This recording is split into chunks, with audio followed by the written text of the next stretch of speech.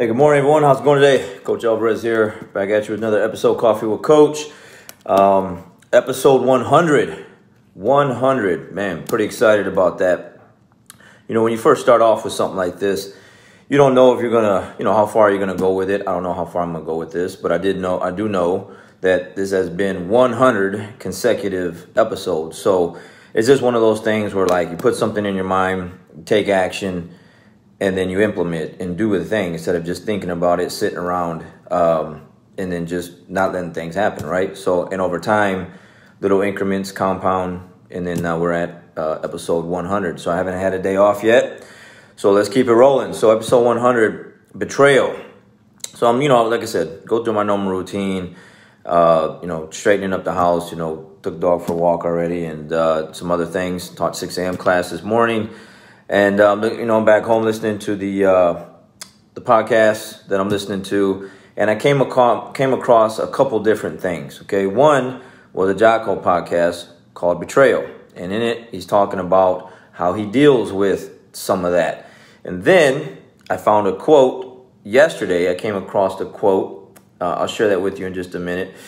That relates to this same topic. And then I'm flipping through The Compound Effect. Okay, Compound Effect, Darren Hardy, great book. Okay, still got to read all through it. But there's a section in here called Find Your Fight. Let me see if I can get it in the screen there. Find Your Fight, right? It all relates. So it's like, man, when you're out there putting your mind in the right place, things will just come together. Same things when your mind is not in the right place and you're on the wrong place or on the wrong people doing the wrong thing, listening to the wrong stuff. All that stuff comes together too. Hit you with a big big hit upside the head. So anyways, betrayal. What do you do when, someone stabs you in the back, turns their back on you, you bend over backwards for them, you've helped them out so many ways, different ways, you helped them get on their feet. Just pick something, right? Like where you've been there for someone and then, they're only as loyal to you for as long as they needed you for. And then once they get to the position that they needed to get to, they no longer need you. But up until that point, they really, really needed you, okay? I think at some point, we all can relate to that or have some kind of, enemy of some sort. But if you don't, then I got a solution to that where it'll help you just get to that next level and perform, right? So let me read you this quote real quick that I found yesterday. It says, "Sometimes I feel like giving up, period. Then I remember I have a lot of people to piss off." Man, that's fire right there. That's fire. Like when you feel like giving up and all hope is lost, it's like there is someone out there to piss off. Meaning, like, for me, how I interpret this is like through my success, like making my academy better, making myself better, making, everything around me better, because people that don't like you for whatever reason don't want to see you win. They want to see you lose. So why would you give them that satisfaction of seeing you lose? Going into the L column instead of the W column, right? So what do? You keep winning. And the more you keep winning, the more they get pissed off. It is what it is. Like they just can't stand to see you at the top. They want to bring you down. So what do? When you feel sluggish, when you feel like staying in bed, you don't feel like moving, you don't feel like doing this and that. It's like, man, look, I'm out there trying to piss people off. And in the process, I'm winning. I'm winning at life. I'm making things happen. I'm getting gold medals, like in life, not just competition. I'm talking about in life, So, with the Jocko thing, that's exactly like when I read that quote and then I listened to this Betrayal podcast from Jocko. The first time I'm listening to it was this morning.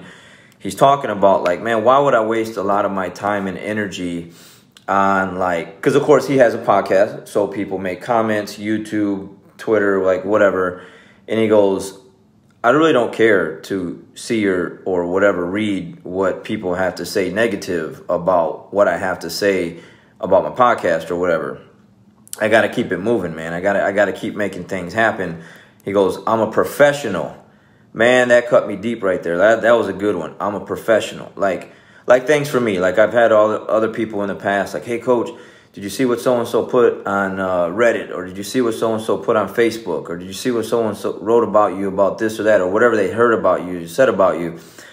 And I'm like, yeah, I will check it out though. I'll be honest. Like I'll check it out just to be made aware of like who said what and whatever. So I know like not to shake hands with those individuals when I see them or whatever. Or if they're trying to be my friend out in public, but then they're talking about me behind my back, at least I know what I'm up against. Okay.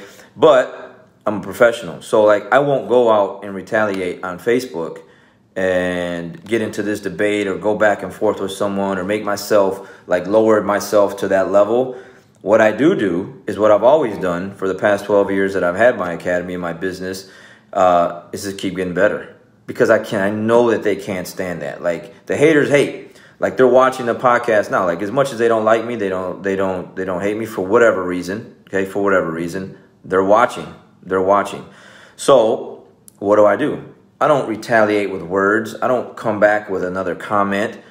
All I do is just keep it moving, man. Like I don't have time for that. Like that's what they want. They want you to add fuel to the fire so you can go back and forth so that they know that they got you riled up. So what do? I just keep winning. I win. Like I'm winning with all the things in my life. Like I'm focused on doing better things so that I know that when I do those things, those other individuals don't like that. That's not what they want to see me do. What they want to see me do is lose. They want to see me go backwards. Can't let that happen. So like the quote says, when I feel like giving up, I feel like, man, not today. I'm like, man, I got a lot of people, okay, depending on who you are, like it might be one or two, but there's someone out there not liking you for whatever reason. You could be the nicest person in the world and they still won't like that. Like it is what it is. Like those are bullies, right? Those are bullies. Like you can have the nicest kid in class and they're going to get picked on because why? They're the nicest kid in class. They're not the jerk. They're not going to go pick on another jerk. They're going to pick on the quiet kid, the smiley kid, the kid that just, isn't going to give them any problems. That's who gets picked on. So let's handle the bullies, right? So be a professional, act right, have some sense on Facebook. Like don't go retaliate and make yourself look silly like they do and go all nuts and look unprofessional on Facebook. Like he says, I don't show any emotion. I don't let them know that they hurt me. I have normal face. And if you don't know what normal face is, just put in Jocko Podcast, normal face. I've already explained that. I talked about it in one of my podcasts about that, one of my episodes.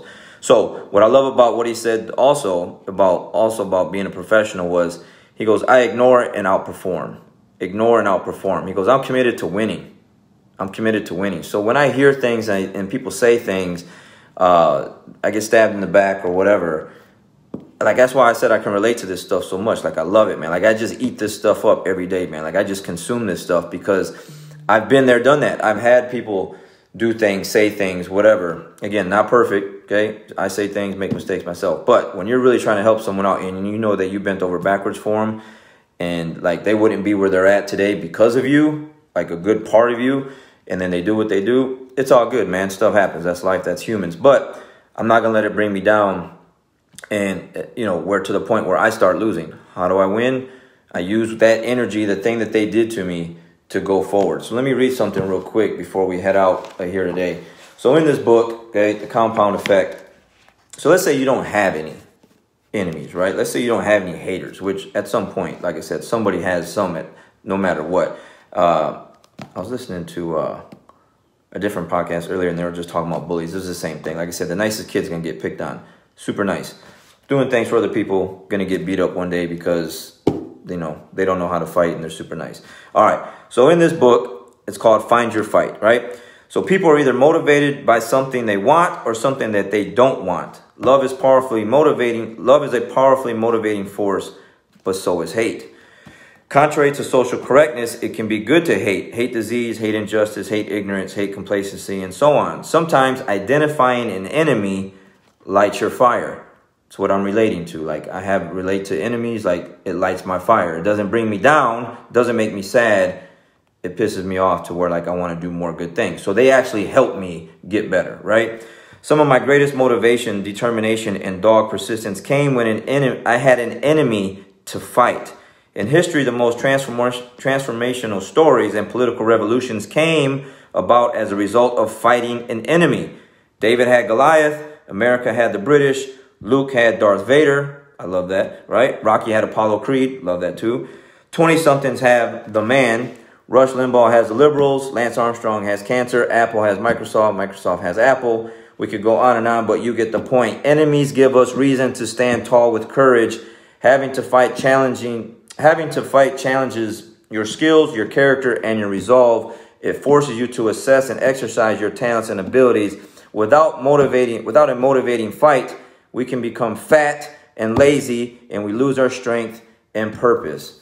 Man, for episode 100, I had to just drop this here. And it just so happened that this is episode 100. I read what I read yesterday. I listened to the Betrayal podcast today. I read this part in the book yesterday. It all connects, and it's like, it just fires me up, man. It just gets me pumped up. Again, you got haters, you got enemies. We all have an enemy to fight of some sort. We use it to get better. Without something to fight against, what are we doing? We're just standing still. Not saying you need to go out and make enemies. I'm not saying that, all right? Because I'm definitely trying to make more friends than have enemies. I do want people to like me and to, I like people. I'm a people person. That's why I'm doing what I'm doing. But doesn't matter what you do, doesn't matter how hard you try, people aren't going to like you for whatever reason. So I use that to get better every single time. I have a family member that kind of said something in this sense recently, where someone that they were friends with or whatever is out doing something, and they see them being happy, right? And their relationship obviously went south. So instead of this individual, my family member, like getting better and going out and being happy too, they're all salty, like, drinking a haterade and like not getting better. They're all down and out because they're seeing the other individual doing their thing. That's what they want. And I told this family member of mine, like, this is exactly what they want. They want you to be sad, to be down and out while they're out doing the other thing, right? So how do you beat that? You go out and be happy too. Go do your own thing. Go handle your own business. It comes from inside. You focusing too much on the outside thing, the other person and what they said and what they did to you. And now you're all sitting around all sad and like David Goggins says, poopy pants, okay?